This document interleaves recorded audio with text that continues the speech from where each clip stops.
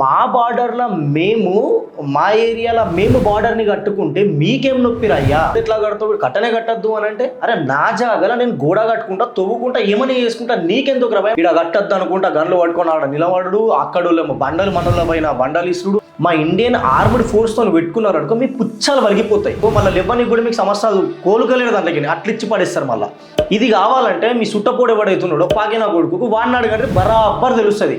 Operation సింధూర్లా మా ఊళ్ళు కొట్టిండ్రు కదయ్యా, అబ్బాబ్బాబ్బా మామూలు కొట్టుడు కాదు కదా. తుఫాన్ వచ్చినట్టు రపక్కన వచ్చింది, గిపక్కన వేసేసి వెళ్ళిపోయినారు. మీకు పాకిస్తాన్ నా కొడుకులతోని ఇష్యూస్ అయితే మా ఇండియన్ ఆర్మీ వచ్చి మీతో పాటు పాకిస్తాన్కి ఫైట్ చేసి వాళ్ళని సరెండర్ చేపించి మీకు కొత్త ఒక కంట్రీని క్రియేట్ చేసి ఇచ్చింది మా ఇండియన్ ఆర్మీ. ఇంత నియ్యత అనేది అసలు 0% అయ్యా మీకు. నువ్వు కానీ ఆ పాకిస్తాన్ నా కొడుకులు కానీ అసలు జిందాగీలా మీరు మారరు.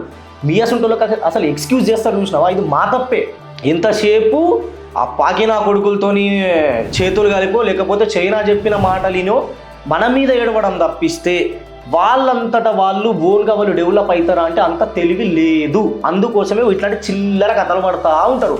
ఒకసారి చేసిను, 2 సార్లు చేసిను, 10 సార్లు చేసిను, చూసుకుంటా కూర్చున్నాం. ఇంకా ఇప్పుడు మనకి ఇక అంత ఓపిక లేదు. ఈ ప్రతిసారి కొడతా ఉంటే మేము చూసుకుంటా కూర్చుంటామంటే ఒక్కసారి తిరిగి కొడితే ఎట్లుంటుంది అనేది మనం చూపించినాం. ఒక్కటే ఒక దెబ్బ కొట్టినప్పుడు అబ్బా అబ్బా అబ్బా అబ్బా అనుకుంటూ కూర్చున్నారు వాళ్ళు. ఇప్పటిదాకా కోలుకోలేకపోతున్నది పాకిస్తాన్ దాంట్లో నుంచి వెళ్ళి.